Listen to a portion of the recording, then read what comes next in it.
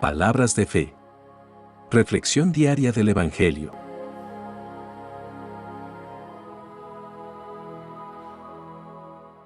Lectura de la carta del apóstol San Pablo a los Colosenses, capítulo 2, versículos 6 al 15. Hermanos, puesto que ustedes han aceptado a Cristo Jesús, el Señor, vivan como verdaderos cristianos. Permanezcan arraigados y cimentados en Él, con fe firme, como se lo enseñaron a ustedes, y en continua acción de gracias. Que nadie los vaya a engañar con teorías y razonamientos falsos que se fundan en tradiciones meramente humanas y en valores de este mundo, pero no en Cristo. Porque en el cuerpo de Cristo habita toda la plenitud de la divinidad, e incorporados a Él, que es la cabeza de todos los ángeles, también ustedes participan de su plenitud. Por su unión con Cristo, ustedes han sido circuncidados, no con una circuncisión hecha por mano de hombres, que consiste en el despojo de la carne, sino con la circuncisión que procede de Él. Por el bautismo, fueron sepultados con Cristo, y también resucitaron con Él, mediante la fe en el poder de Dios, que lo resucitó de entre los muertos. Ustedes estaban muertos por sus pecados, y no pertenecían al pueblo de la alianza. Pero Él les dio una vida nueva con Cristo, perdonándoles todos los pecados. Él anuló el documento que nos era contrario, cuyas cláusulas nos condenaban, y lo eliminó, clavándolo en la cruz de Cristo. Con esto, Dios les quitó su poder a los principados y potestades, y los humilló a la vista de todos, llevándolos cautivos en el cortejo triunfal de Cristo. Palabra de Dios.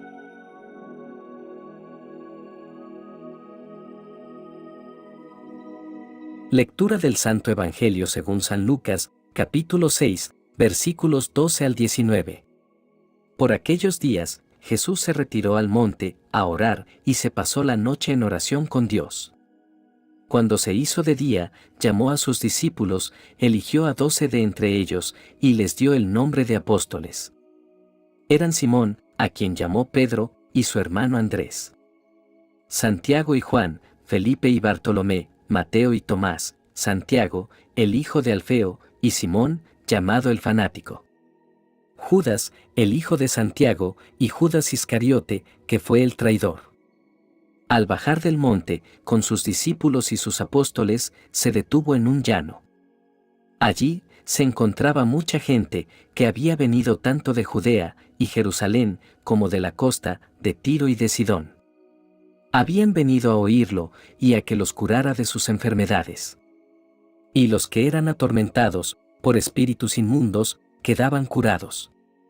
Toda la gente procuraba tocarlo, porque salía de él una fuerza que sanaba a todos. Palabra del Señor.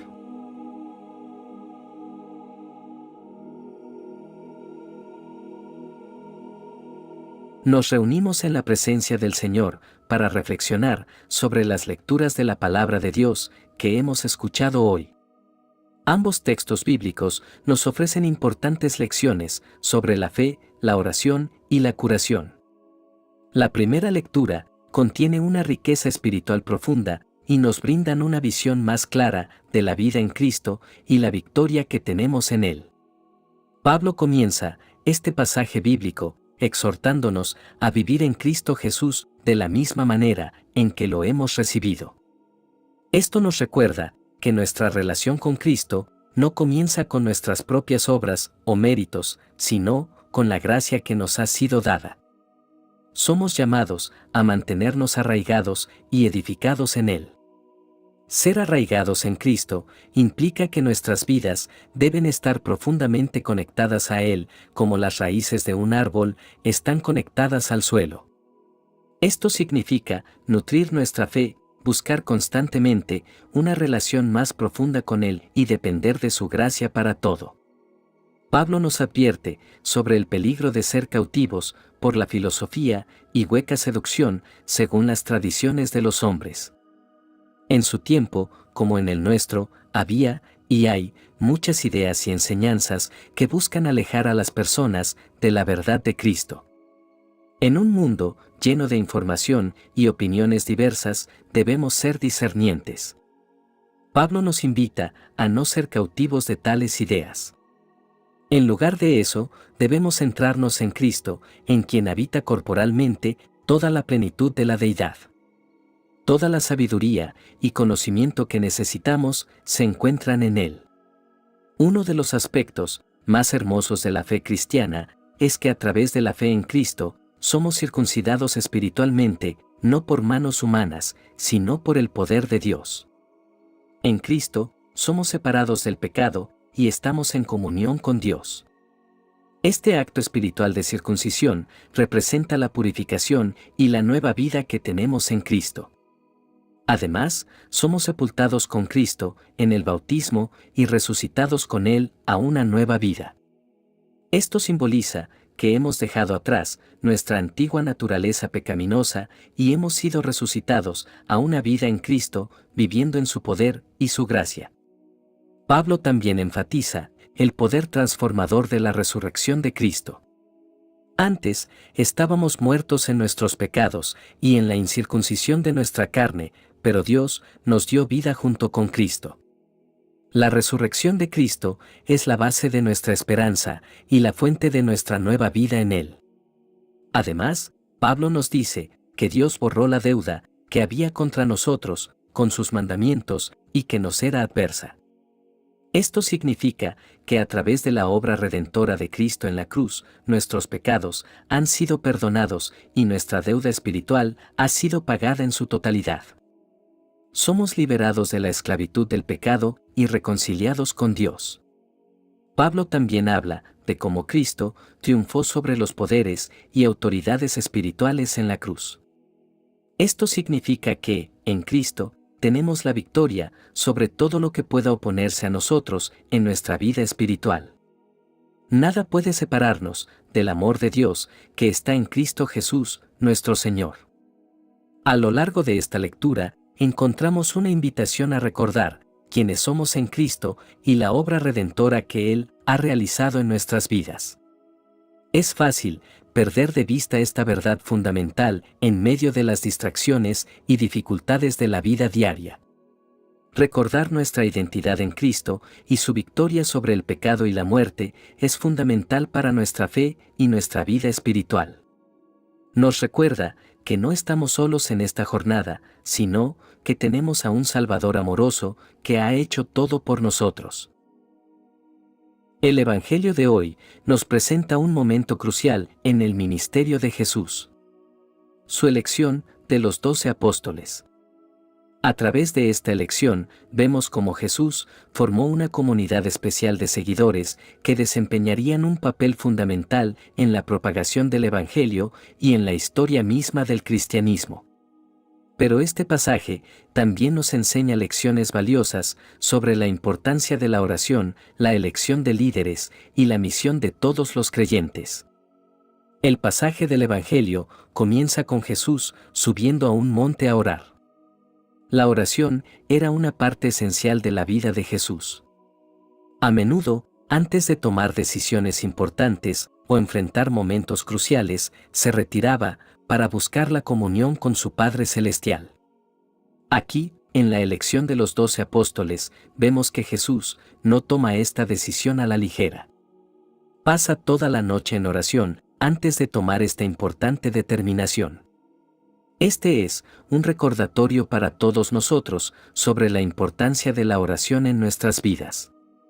En momentos de toma de decisiones, confusión o necesidad de dirección, la oración es nuestro camino para conectarnos con Dios y buscar su sabiduría.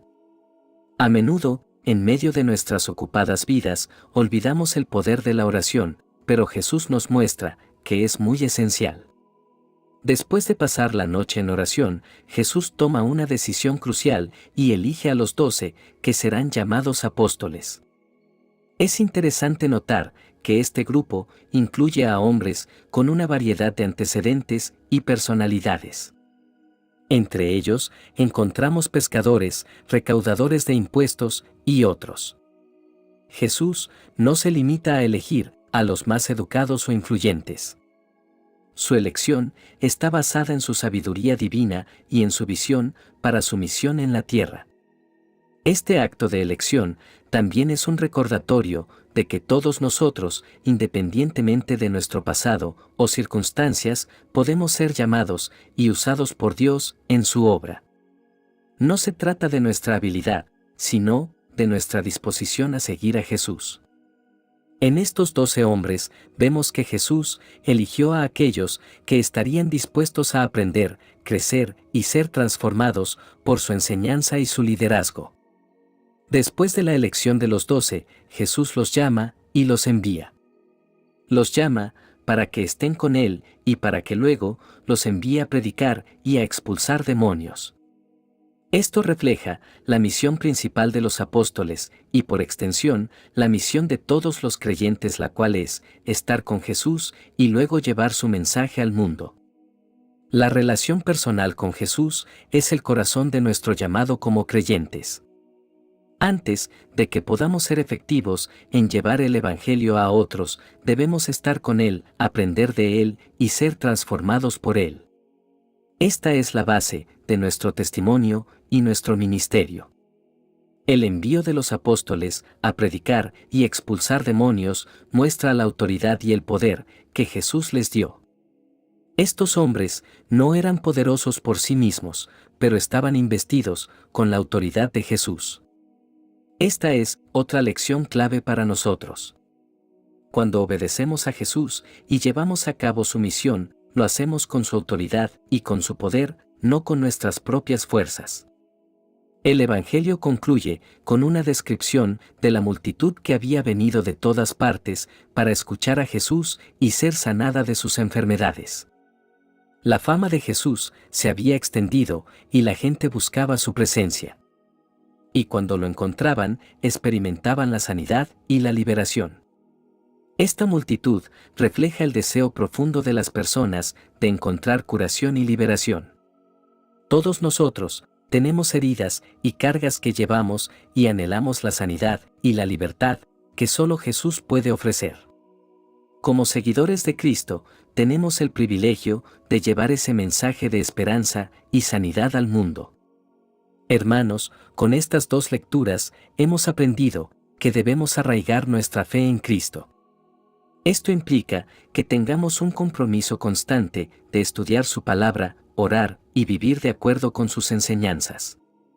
Cuanto más profundamente nos conectemos con Cristo, más fuertes seremos en nuestra fe y más capaces de resistir las falsas enseñanzas y las tentaciones. Debemos vivir en la plenitud de Cristo. Recordemos que en Él habita toda la plenitud de la deidad. No necesitamos buscar la plenitud en otras filosofías o tradiciones, sino que la encontramos en Jesús. Debemos confiar en su suficiencia y buscar nuestra identidad y nuestro propósito en Él. Debemos seguir el ejemplo de Jesús en la oración y en la compasión. Jesús pasó tiempo en oración antes de tomar decisiones importantes. Sigamos su ejemplo y hagamos de la oración una parte fundamental de nuestras vidas. Además, busquemos oportunidades para mostrar compasión hacia los que sufren, al igual que Jesús lo hizo. La compasión es una manifestación del amor de Cristo en nosotros. Y por último, debemos confiar en el poder sanador de Jesús. Cuando enfrentemos enfermedades físicas, emocionales o espirituales, no debemos desesperarnos ni buscar soluciones únicamente en la ciencia o la psicología, sino que también debemos acudir a Jesús en busca de sanación. Él tiene autoridad sobre todas las enfermedades y puede restaurarnos. Oración final. Padre Celestial, te damos gracias por la palabra de vida que encontramos en Cristo Jesús. Ayúdanos a arraigar nuestra fe en Él y a vivir de acuerdo con sus enseñanzas. Que podamos experimentar la plenitud que tenemos en Cristo y confiar en su poder para sanar y renovar nuestras vidas. Señor, te pedimos que nos concedas la gracia de la compasión hacia los que sufren a nuestro alrededor. Ayúdanos a seguir el ejemplo de Jesús y a mostrar tu amor a través de nuestras acciones. También te pedimos por aquellos que enfrentan enfermedades físicas, emocionales o espirituales. Te pedimos que Jesús, nuestro sanador, los toque y los restaure. Que puedan experimentar su poder sanador en sus vidas. En el nombre de Jesús, nuestro Señor, oramos. Amén. Que la bendición de Dios te acompañe en este día. Si te gustó esta reflexión, déjanos un comentario, y no se te olvide compartir con los demás la palabra de Dios.